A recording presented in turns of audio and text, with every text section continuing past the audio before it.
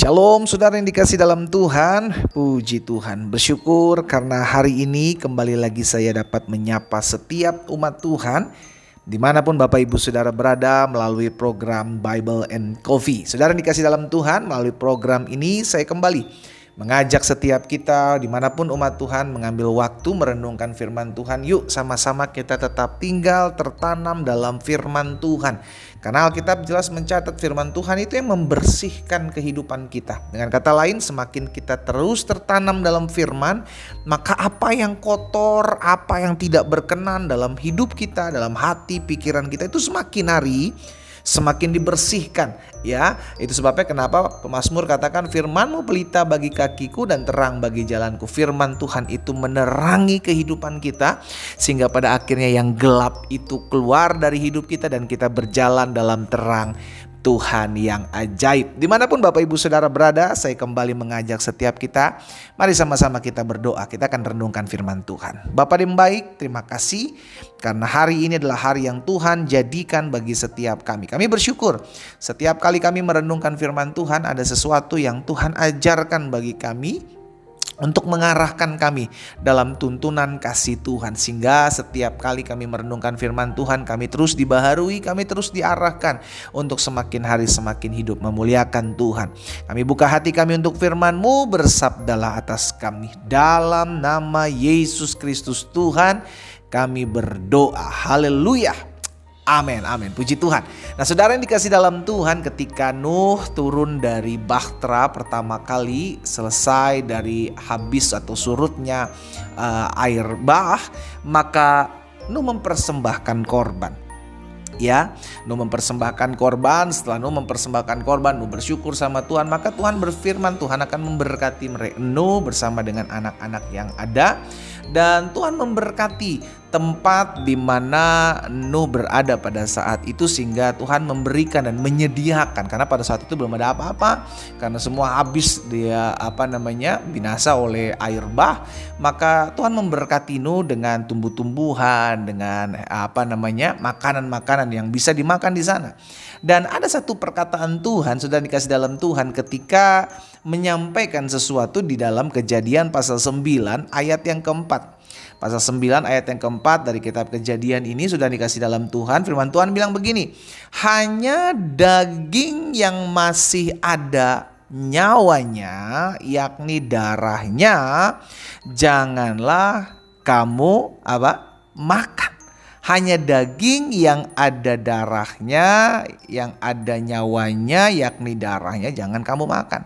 Karena yang diberikan sama Tuhan itu adalah tumbuh-tumbuhan. Aku memberikan kepadamu yang menjadi makan, segala yang bergerak yang hidup akan menjadi makan. Aku telah memberikan semuanya itu kepadamu, seperti juga tumbuh-tumbuhan hijau. Nah jadi saudara yang dikasih dalam Tuhan, ketika saya merenungkan ayat ini gitu kan, wah, Tuhan bilang sama Nuh, jangan makan daging yang masih ada nyawanya, yakni darahnya jangan kamu makan.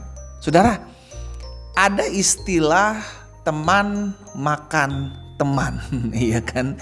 Teman makan teman.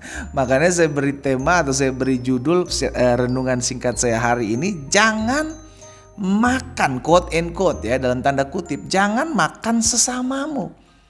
Mungkin kita nggak makan yang ada darahnya begitu kan secara fisik.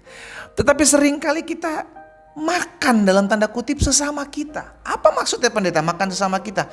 Engkau merugikan orang lain.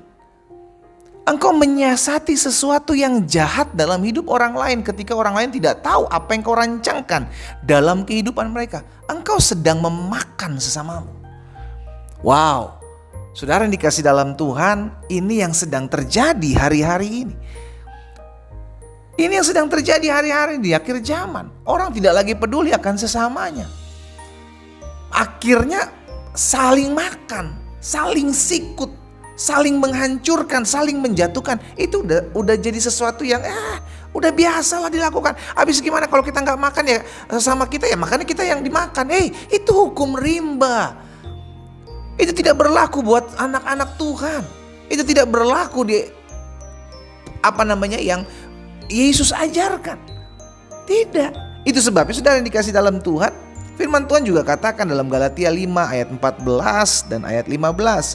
Sebab seluruh hukum Taurat tercakap dalam satu firman, yaitu kasihilah sesamamu manusia seperti dirimu sendiri. Rasul Paulus teruskan kepada jemaat di Galatia ayat 15-nya.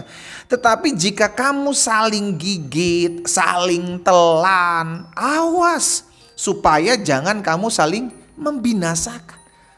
Karena orang hari-hari ini itu yang terjadi, saling gigit, saling telan, saling membinasakan, saling merugikan, ujung-ujungnya makan sesamanya. Gak peduli lagi. Yang penting saya gak susah lah pendeta, yang penting saya gak rugi lah, saya gak pusing lah, mesti makan sesama saya juga, saya sikat dari belakang. Waduh, jahat saudara dikasih dalam Tuhan. Kita percaya hidup kita itu Tuhan yang jaga, kita percaya kita hidup dipelihara oleh Tuhan, tetapi berhati-hatilah ketika kita udah merugikan sesama kita memakan dalam tanda kutip sesama kita, engkau berurusan dengan Tuhan. Karena Tuhan yang ciptakan juga orang tersebut, orang yang kau jahati, orang yang kau rugikan. Tuhan yang menciptakan orang tersebut. Dan kita akan berurusan dengan penciptanya, saudara yang dikasih dalam Tuhan. Hari ini saya mengajak setiap kita umat Tuhan, berjaga-jagalah, jangan kau menjadi serupa dengan dunia ini. Dunia mengajarkan saling sikut, saling serang, saling makan, saling gigit, saling telan, saling membinasakan. Tapi Yesus mengajarkan saling mengasihi. Yesus mengajarkan saling mengampuni. Yesus mengajarkan saling tolong menolong. Itu yang Yesus ajarkan. Kita tinggal di dunia, namun perilaku sorga itu yang kita bawa di tengah-tengah dunia. Bukan justru dunia mempengaruhi kita. Hati-hati, hati-hati. Tapi ini yang sedang terjadi hari-hari ini. Saudara dikasih dalam Tuhan, ketika murid-murid bertanya sama Yesus, Guru, apa tanda kedatanganmu, apa tanda kesudahan dunia?